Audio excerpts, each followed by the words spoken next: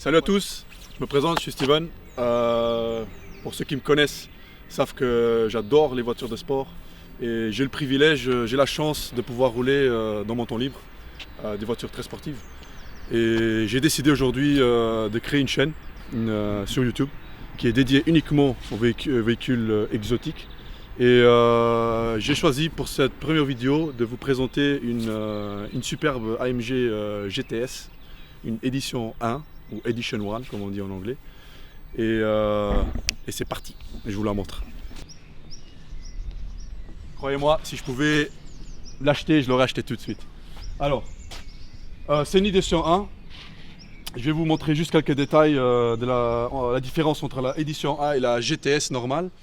Je commence par devant. Alors, ce qui change déjà, c'est surtout déjà cette lame ici, qui est noire. Là, elle est noire laquée, mais si je ne me trompe pas, elle n'est pas comme ça d'origine, ni la calandre. La calandre, je sais qu'elle est chromée, mais c'est le propriétaire qui a décidé de le faire. Et franchement, il a bien fait parce qu'elle a quand même vraiment de la gueule comme ça.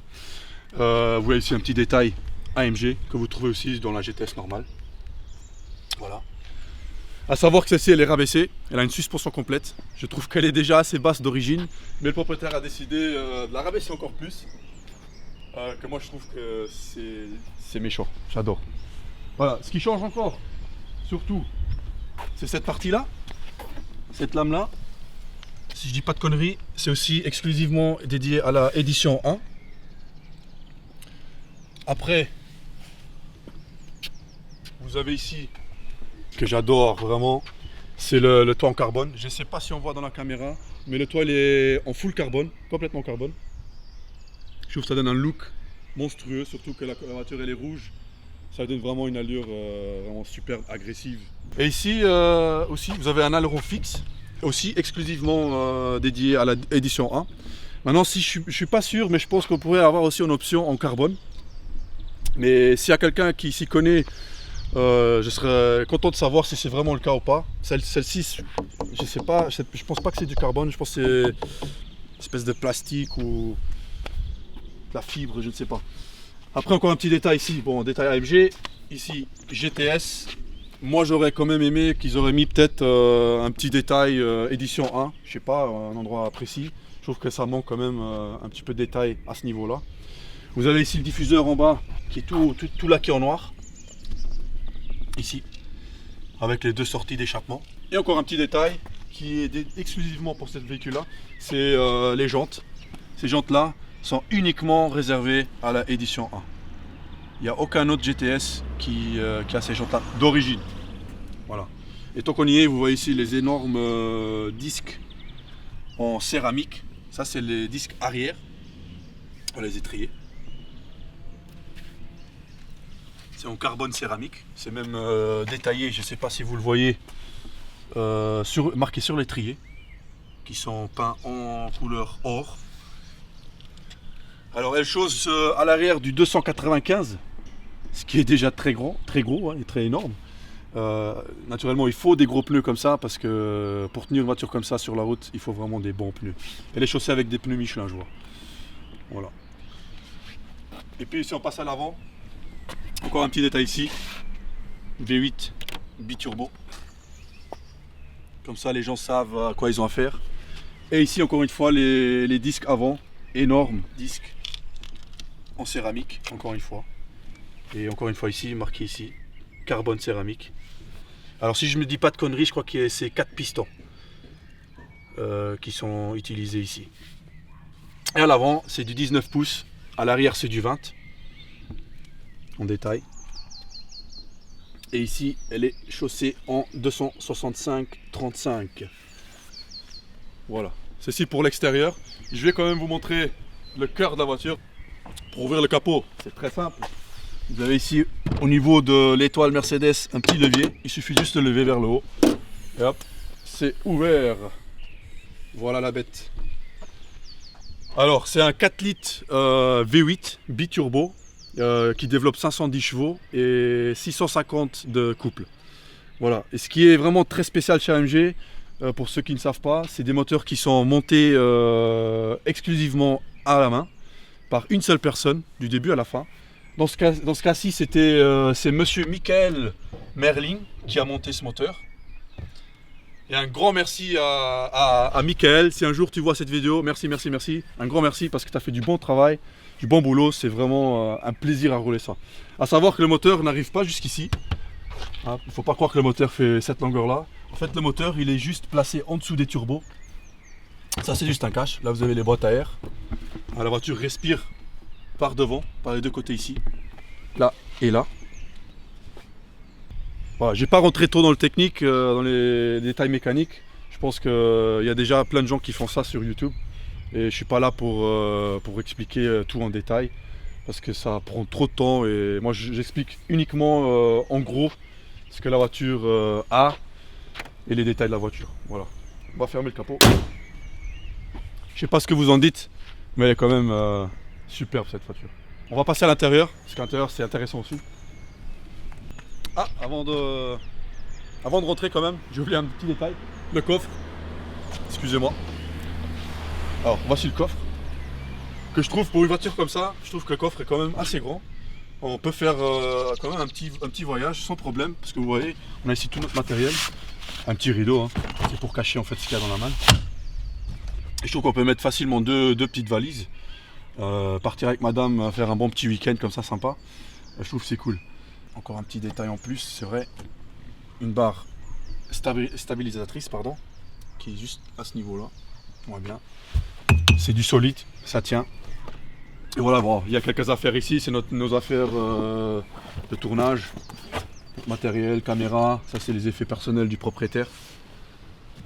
Et on va refermer ça, comme ça, c'est bon. Voilà, il n'y a pas grand-chose à expliquer ici. Et le reste, encore une fois, on va à l'intérieur pour voir.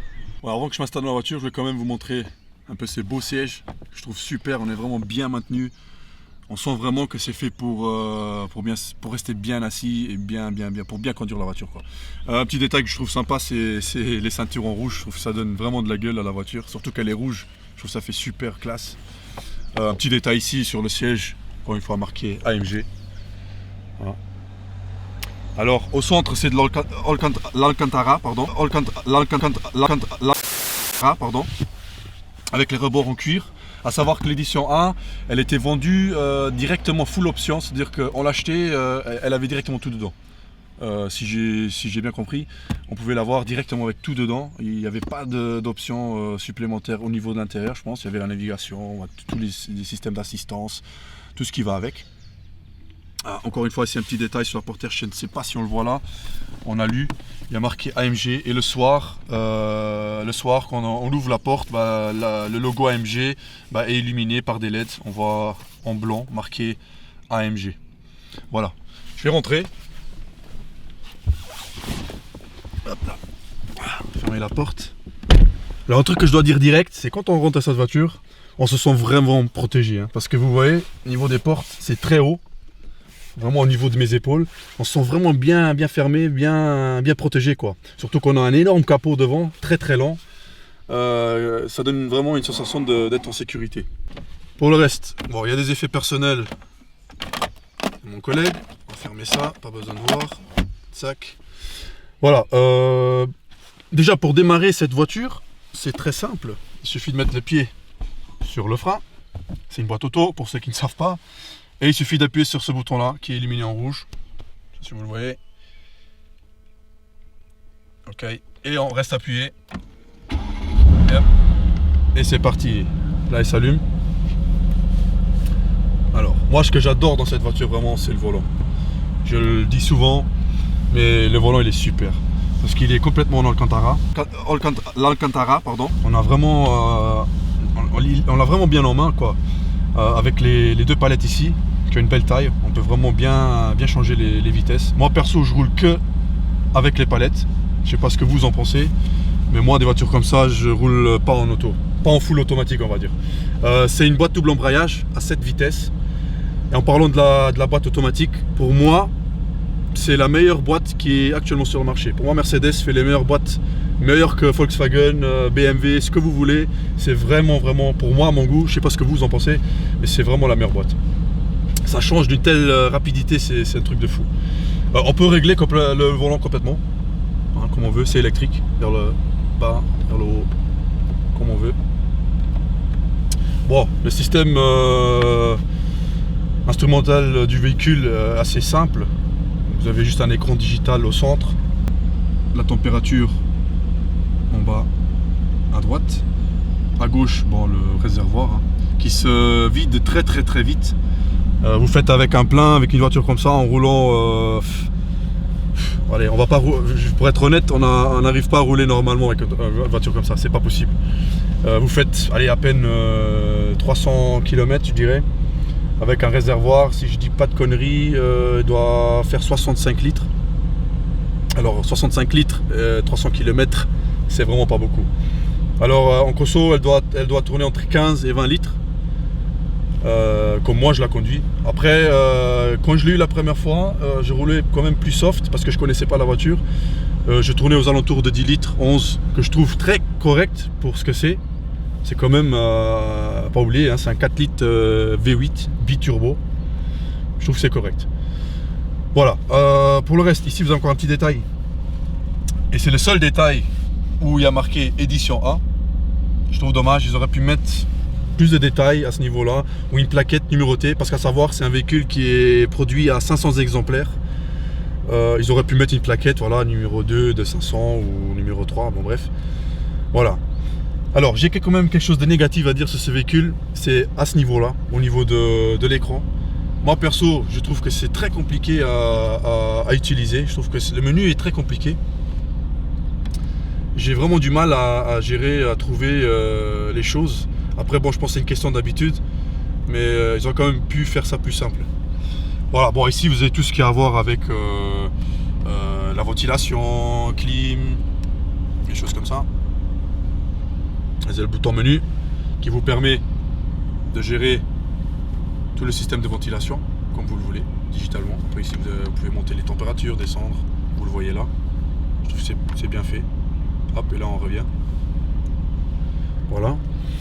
Encore un petit détail sympa que je trouve bien réfléchi de chez Mercedes, c'est que si vous voyez bien la console centrale, elle fait la forme de V, et c'est fait exprès en fait, c'est inspiré du moteur parce que ça fait le V de V8 et vous avez 8 boutons pour les 8 cylindres.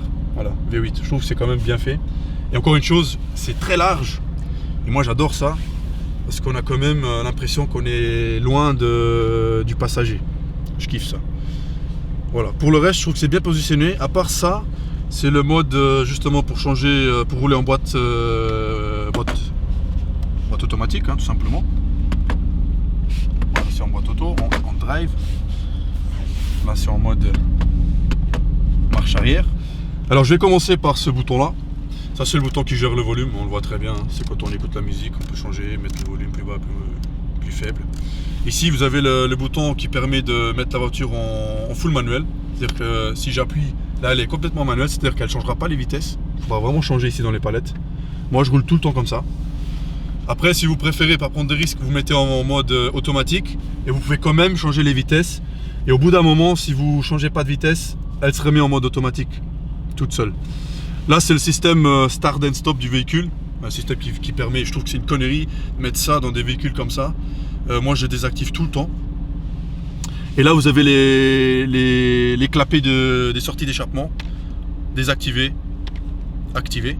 Moi, je les laisse toujours activés parce que ça fait un bruit de malade. Là, on peut jouer avec la dureté des suspensions. Là, il est au maximum, c'est-à-dire que très dur. On peut mettre souple, en mode confort, en mode sport et sport plus. Voilà. Là, c'est le système ESP que je déconseille de désactiver. Surtout pas faire ça. Là, c'est encore une fois pour allumer et éteindre le moteur ou le véhicule. Et là, le plus intéressant, c'est que ça, c'est le mode, comment dire, pour changer le comportement du véhicule. Alors, le I+, si je dis pas de conneries, on peut personnaliser, en fait, on peut soi-même en fait choisir le style de conduite du véhicule, quoi. On peut jouer avec la suspension, avec l'accélérateur, la direction du véhicule, tout. Après, vous avez le mode confort. Le nom le dit déjà, mode confort. Automatiquement, tout est plus souple. Vous avez une conduite plus relax, plus sympa. Si vous faites beaucoup de routes, c'est beaucoup plus agréable. Après, vous avez le mode sport, comme vous le voyez aussi sur l'écran à chaque fois. qui détaille ce qui change à ce moment-là.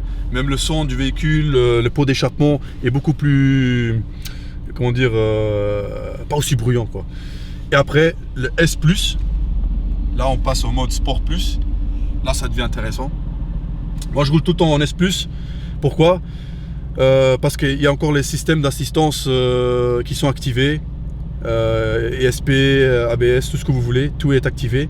Après il y a un mode que moi je n'utilise pas, c'est pour ceux, les courageux, c'est le mode Race, ou je vais dire simplement le mode mort assuré, parce que là vous coupez tous les systèmes d'assistance, c'est à dire que là si vous tapez à fond, bah, elle va drifter, hein, c'est direct, hein. Mais moi je le fais pas parce que c'est très puissant et déjà comme ça c'est déjà pas mal. Voilà. Bon après ici vous avez un petit peu de rangement. Alors, quelques détails. Bon, il y a les affaires personnelles du propriétaire. Voilà. Pour mettre de boissons, de canettes par exemple. Il y a une petite prise ici. Voilà. Là, en cuir, je trouve ça sympa, le logo de chez AMG. Voilà. Ici, voilà, une collection de parfums de monsieur Issa. Issa, en fait, en parlant d'Issa, c'est le propriétaire de ce véhicule. Déjà, je te dis un gros merci Issa de me faire ce plaisir, parce que c'est vraiment, voilà, c'est quelque chose que j'adore, et avoir la chance de pouvoir rouler des voitures comme ça, c'est pour moi, c'est, voilà, il y a pas mieux. Pour ceux qui me connaissent le savent. Voilà, pour le reste, pour le plafond, bah, c'est du tissu normal, hein. C'est rien de... Là, j'aurais quand même vu de l'Alcantara ici, je trouve que ça aurait de la gueule dans une voiture comme ça. Pour le reste, les détails en cuir, tout le tableau est retravaillé en cuir. Vous voyez ici les surpiqûres en rouge, que je trouve super. Ils sont pas mal. Voilà. Et après encore ici vous avez quelques boutons. Bon, je vais pas rentrer en détail. Bon, ça c'est les sièges chauffants. Je me dis pourquoi ils ont mis les boutons des sièges chauffants ici en haut. Croyez-moi, tout à l'heure, non c'était hier je crois. Ouais, hier j'ai cherché le bouton des 4 clignotants. Bah, j'ai cherché longtemps, hein, jusqu'au moment où j'ai regardé vers le haut.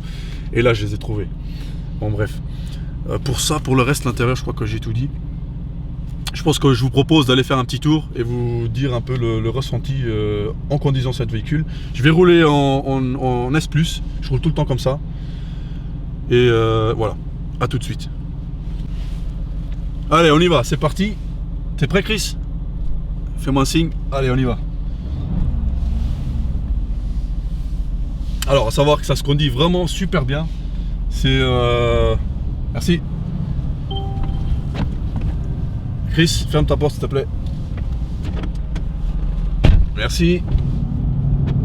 Alors ça se conduit vraiment comme une voiture normale, hein. Faut pas croire que parce que c'est une voiture de sport qu'on sort à la fin de journée et il faut aller chez le kiné pour le dos. Ça c'est pas vrai, en tout cas pas pour cette voiture là. Si je compare ça à une F430 que j'ai déjà pu rouler aussi, là c'est vrai qu'au bout d'une demi-heure vous êtes content de sortir de la voiture, hein, parce que bon, c'est quand même différent. Et ça se conduit vraiment super bien. Je pense que Chris a eu l'opportunité de la rouler aussi. Et s'il est de mon avis, il vous fera un petit pouce pour vous le dire. Voilà, on y va. Allez, on passe en mode palette, ce que je kiffe. Alors, on est ici à Rumelange, pour ceux qui ne connaissent pas. C'est mon village où j'ai pratiquement grandi. Et j'ai décidé de le faire ici parce que je voulais faire un hommage ici à mon village, à mon bled comme on dit. Et ça sera ici que, en partie, cette vidéo sera tournée. Et c'est parti. Alors on est vraiment bien assis dedans, c'est incroyable. Il y a un confort, c'est un truc de fou. Moi j'adore cette voiture, on a vraiment... Je pourrais la rouler tout le temps en fait.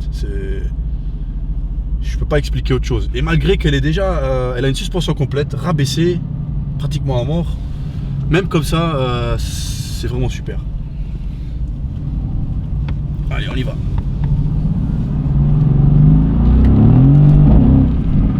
Alors, ça te pousse, c'est un truc de fou. Ça vous colle au siège, c'est un truc de malade. Et je pourrais jamais m'en lasser de conduire ça. C'est toujours content de rouler un truc comme ça. Alors, j'essaye d'expliquer ça à ma façon. Hein. J'ai décidé de faire ça naturellement parce que je suis pas acteur. Je le fais à ma façon, comme je suis tous les jours. Et j'explique à la meilleure façon possible. Voilà. Normalement, j'écoute la musique avec, mais comme on est en train de tourner sans musique, mais déjà, bon, quand on entend le gros V8, on n'a pas besoin de musique. Franchement. Alors, ça m'intéresse quand même de savoir s'il y a des gens qui ont déjà roulé, peut-être une voiture comme ça, ou similaire, avoir un avis, ce qu'ils en pensent.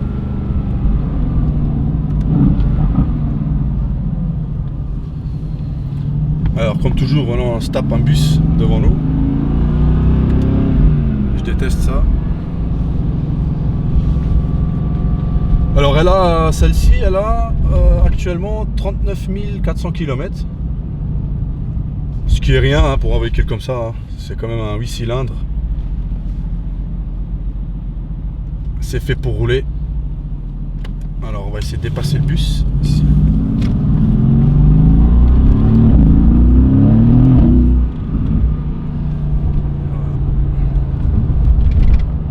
Ça marche vraiment très très fort. Hein. Et encore une fois, la boîte à cette vitesse double embrayage, ce véhicule est terrible. Moi je le dis haut et fort, c'est la meilleure boîte à double embrayage qui existe actuellement sur le marché pour moi. Mercedes a la meilleure boîte. On peut mettre Volkswagen, DSG, ce que vous voulez, DKG de chez BM, il n'y a pas mieux. Ceux qui ont déjà eu l'occasion de rouler plusieurs doubles embrayages de plusieurs marques différentes, je pense qu'ils pourront le confirmer. Et j'ai déjà roulé d'autres voitures avec des boîtes à double embrayage. Ça n'a rien à voir, hein, vraiment rien à voir. C'est complètement autre chose. Et après ce bruit, ce son de ce V8, c'est de la musique, je peux même pas décrire ça. Voilà. Par contre, bon, au niveau entretien, je ne saurais pas vous dire ce que ça doit coûter. Ce que je sais, d'après le propriétaire, bon, les disques en céramique, en théorie, il ne faut pas les changer si on a une conduite normale. Maintenant, si on fait des circuits avec, parce que pour moi, c'est une voiture qui est faite aussi pour du circuit. Là, s'il faut changer les disques, alors si j'ai bien compris ce qu'il m'a dit, c'est 15 000 € le jeu de disques, sans les plaquettes. Voilà.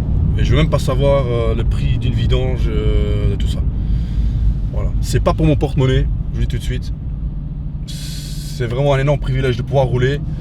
La seule chose que je fais, c'est que voilà, je mets l'essence, ce qui est normal. Et pour le reste, c'est eux qui me mettent à disposition. En parlant d'eux, je dis un grand merci déjà d'avance au garage automobile Nasal qui sont à Saarlouis en Allemagne. Pour ceux qui ont vu, je ne sais pas si vous avez remarqué, c'est une voiture qui est matriculée en Allemagne. Cette voiture-là appartient à un des propriétaires du garage, on va dire comme ça. C'est sa voiture privée. Je vous laisserai le lien du garage juste en bas de la vidéo. Aussi en description, vous trouverez, pour ceux qui s'intéressent, ils vendent un peu de tout. Pas que des voitures comme ça, voitures normales de tous les jours. Voilà, la vidéo s'arrête ici. Je vous dis un grand merci. N'oubliez pas, s'il vous plaît, abonnez-vous. Pour ceux qui ne sont pas encore abonnés, mettez un like si vous aimez ce que je fais. Parce qu'il y aura d'autres vidéos avec des putains de voitures. Et voilà, je dis juste, Chris, envoie la sauce. Yes.